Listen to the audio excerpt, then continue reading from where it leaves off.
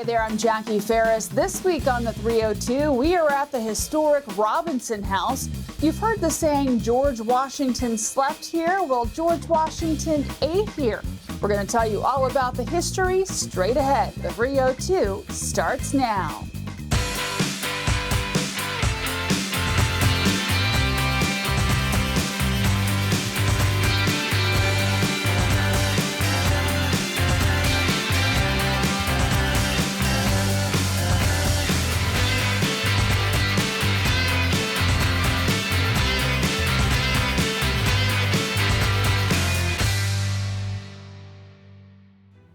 Welcome to the parlor of the Robinson House. There's so much history here, and we are going to explore it all. I'm joined now by Sarah Hess, who is a volunteer here and knows basically everything about this historic site. Sarah, thank you so much for joining us. Well, I'm glad to be here. I'm glad you're filming this. So let's talk a little bit about, how old this house is, when was it built, and who built it? Okay, well, the property itself goes back well into the late 1600s, and it was owned by a man named Wally Rawson. He got too old to farm, so he sold it to a Thomas More. Well, Thomas More, he wasn't into milling, and milling was the prime thing they did in this area. Delaware was known for its superfine flour, right? Including during the Revolutionary War. There was a long story with that. But after he got too old to farm, he sold it to Thomas Robinson. Now, we have three Thomas Robinsons, so we call them 1, 2, and 3. Thomas Robinson was an import-exporter from Ireland. He even imported indentured servants, Irish servants. Mm-hmm. He was about 24 when he started in business. He bought a house in Philadelphia. He had a tavern in Philadelphia. But if you've ever been in Philadelphia in the summertime, oh, it's so hot. It's just dreadful. So he wanted to move his family to the country, of course. But he found out that Thomas More wouldn't let him have the house because his wife, Thomas More's wife, had the house until she died. Mm-hmm. So Thomas Robinson had to live in the miller's house with his wife and 3 children. About 3 years later, he did move in, and that was about, 1750 at that time. He lived in this house for many, many years. He died in 1766, and it got turned over to his son, Thomas II. Mm-hmm. Well, Thomas II was early Revolution. There were murmurings about getting away from the British here. And it turned out that Anthony Wayne, General Anthony Wayne, was married to his mother's sister. So there's a connection here. So he wrote to Anthony Wayne and said, I will be glad to join the army as a major. As a major, just skip everything, go right to the top. Well, they chuckled about that and said, we would be glad to have you, but we'll even make you a captain. And General Wayne at that time had a battalion from Philadelphia, and he did give Thomas Robinson a company. And he said, you could train these men up in, around Marcus Hook. Right. Well, that worked out fine because he could still sleep at home and he could have his troops up in Marcus Hook. They were a ragtag group, and they didn't have proper guns, they didn't have uniforms, they didn't have anything to fight a battle.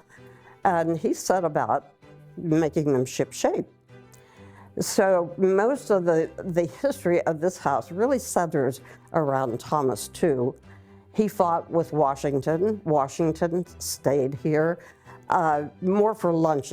We don't know if he ever slept here, but yeah. He did go to Thomas I's house in Philadelphia, and he did stay overnight there. But he liked to come and have tea, or he loved the pears. They made pear trees. Sure. They just loved the pear trees. So Thomas II was sickly. And yes, he did go to Washington, fought in New York, went up further into New York, headed to Canada, and got sick. And somebody once said if there was ever a big battle, he got sick. So He did. He landed very, very sick up in upstate New York. But he recovered. He did fight in the Battle of the Brandywine, which everybody around here knows. He was badly wounded to the point where he almost died. He was hospitalized. And apparently, George Washington was so upset about that he was almost in tears that this good friend was badly wounded. He did recover. He was stationed at Fort Ticonderoga at one time, and finally he retired from the Army when the battle was pretty much over. The house became really his thing. He had just loads of trees and fruit and produce. The milling was constantly going on with the superfine flour. He had 2 abodes here, many outhouses, carriage houses. It was really a big, lavish estate. But all things come to an end, and he died. Turned it over to Thomas III. Thomas III just couldn't care less.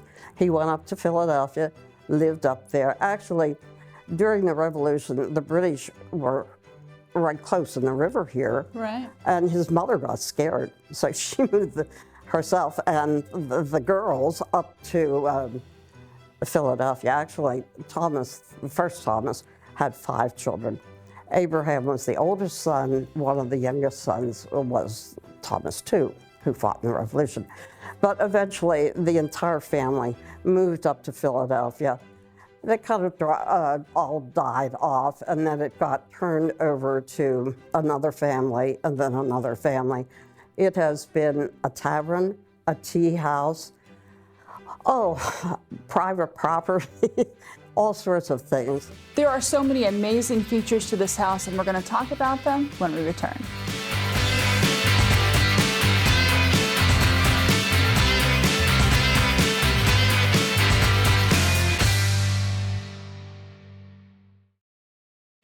I'm Alexandra Deutsch, Director of Collections at Winterthur, and I love the arts on the 302. Welcome back. We are at the historic Robinson House talking about the various features of the house. Now, Sarah, this house has something that no other house built today has, and that's a casket door. What is that? A casket door. Yes, it's right under the windows, right across from us there. And it was very easy to just open those doors, move the casket in, because all funerals were at the house. They didn't have funeral directors, so everything was here in the house. And then they could just take the casket right out again and take it off to wherever they were going to be buried. Now, was this something that a well-to-do family would have Yes. versus everybody else had to come through the front door with a casket, right? I don't know what they did. Maybe in Philadelphia you might find a casket door. But all the Thomas Robinsons, all of the first 2, were extremely wealthy.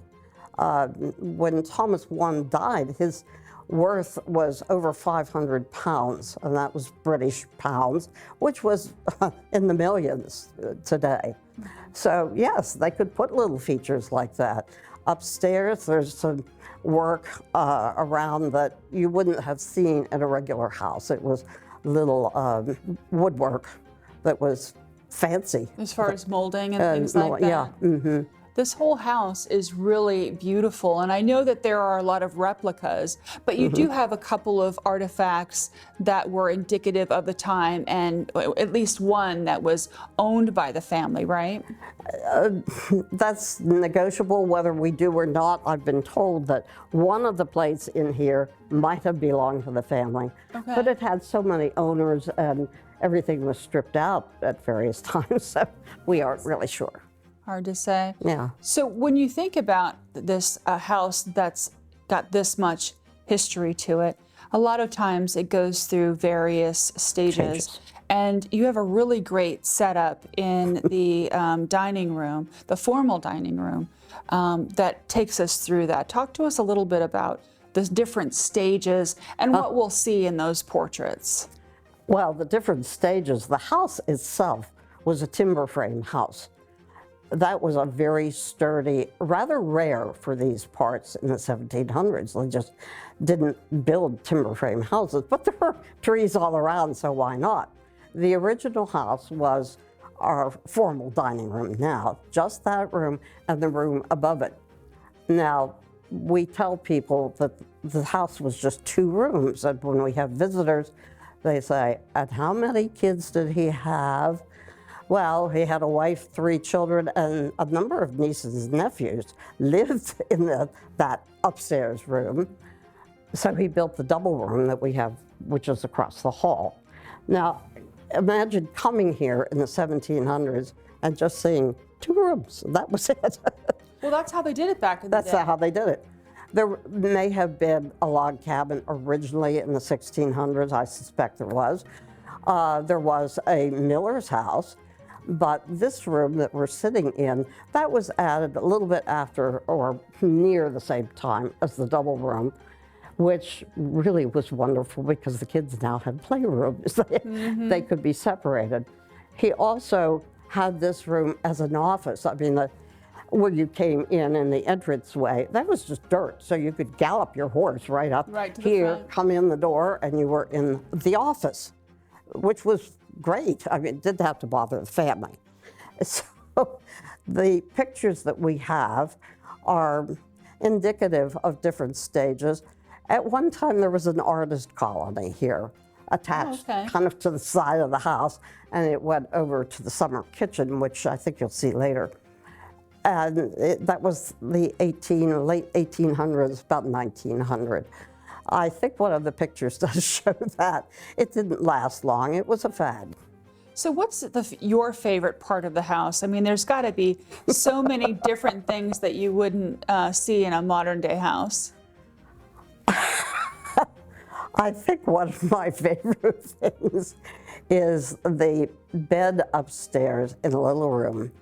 It's a rope bed. And I remember it so vividly because the ropes were really saggy. If you've never slept in a rope bed, it's an experience. But my husband and I re-roped the bed, and it has a little trundle bed that comes out under it too. I thought that was so novel. Who on earth thinks of a rope bed?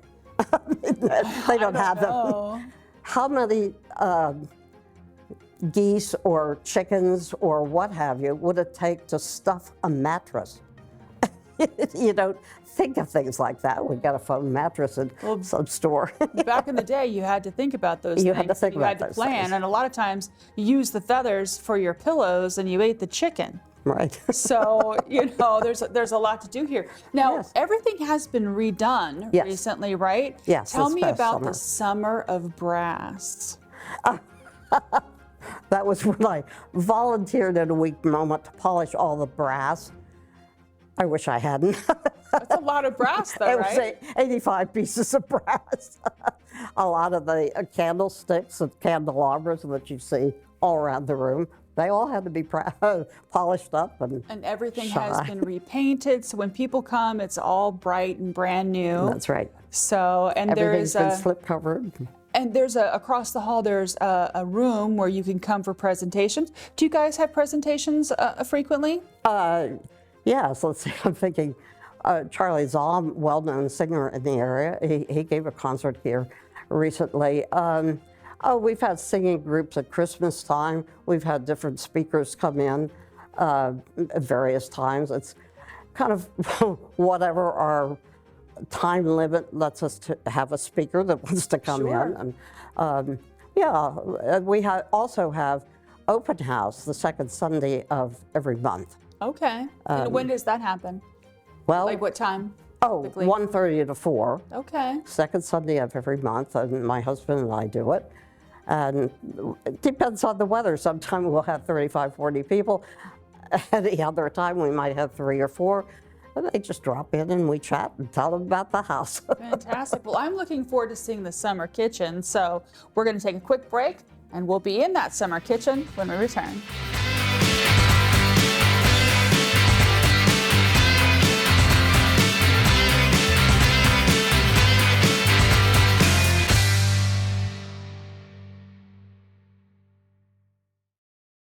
My name is Dale Clifton from the Discover Sea Shipwreck Museum. We have lots of history here, but there's always something new on the 302.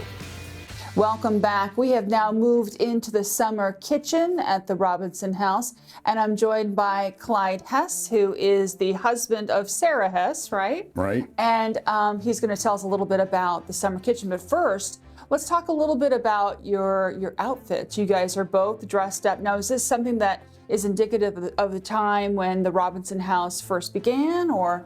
As near as we can tell, it's in the style of that period. So, yeah, it's something that some people before us were using it. And he passed away, I sort of inherited the outfit, and Yeah.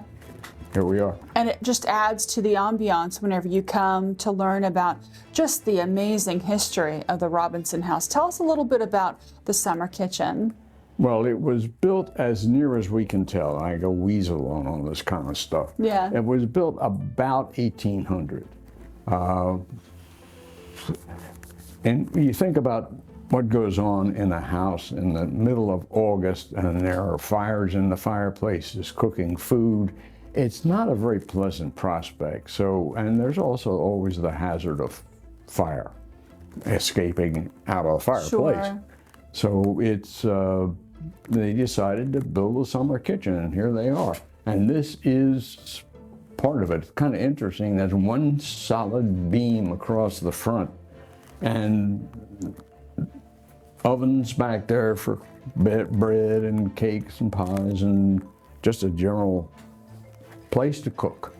So the thing that you can't tell on television is that it's a nice sunny day, I don't know, about 65, 67 degrees, but you walk in here and the temperature goes down about 10 degrees. It's very cool in here.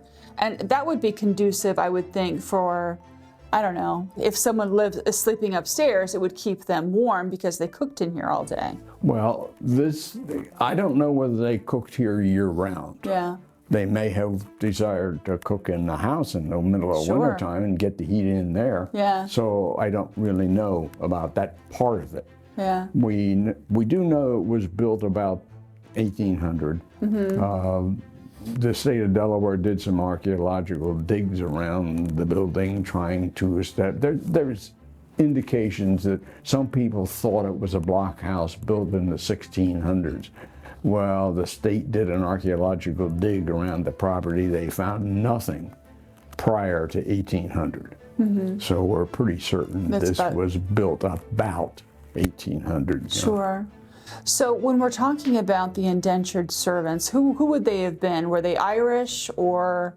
Robinson did lots of business with Ireland. He was a linen merchant and so forth, and he did bring indentured servants here. Whether he had them for his own use or whether he sold them, we don't really know. But we do know there were indentured servants on the property in, I believe it was the 1800 census and the 1810 census.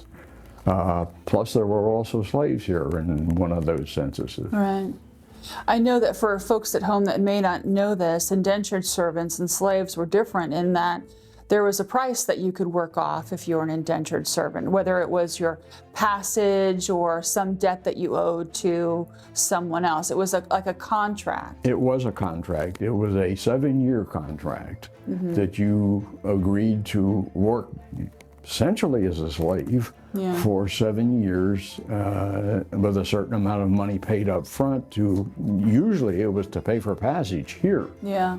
And so at the end of the 7 years, you were released.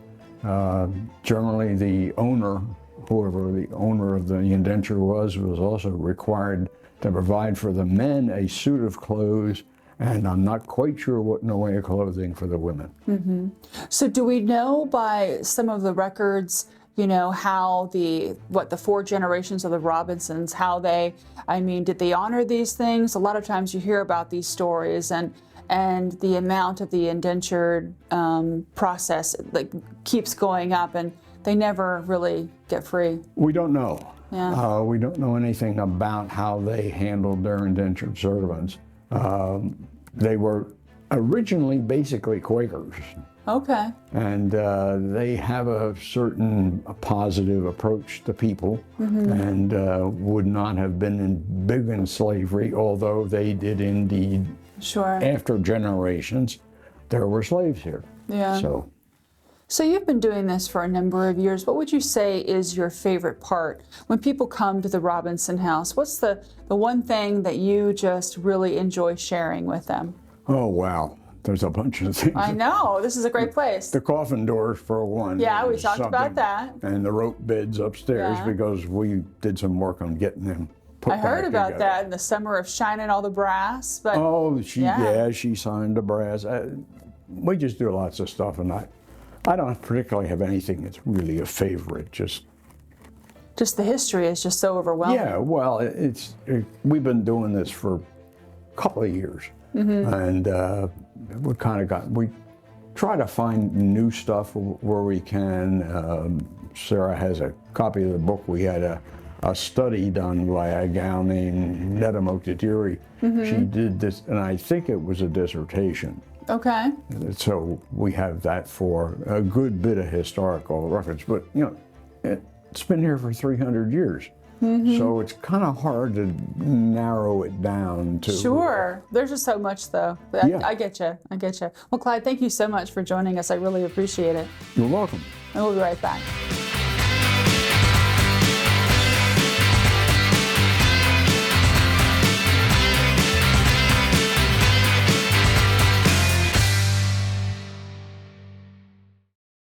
Are you enjoying your visit to the historic Robinson House? Well, if you come here in person, make sure you snap a picture and share it with us on Facebook. Now, here's a couple of other things you might want to check out.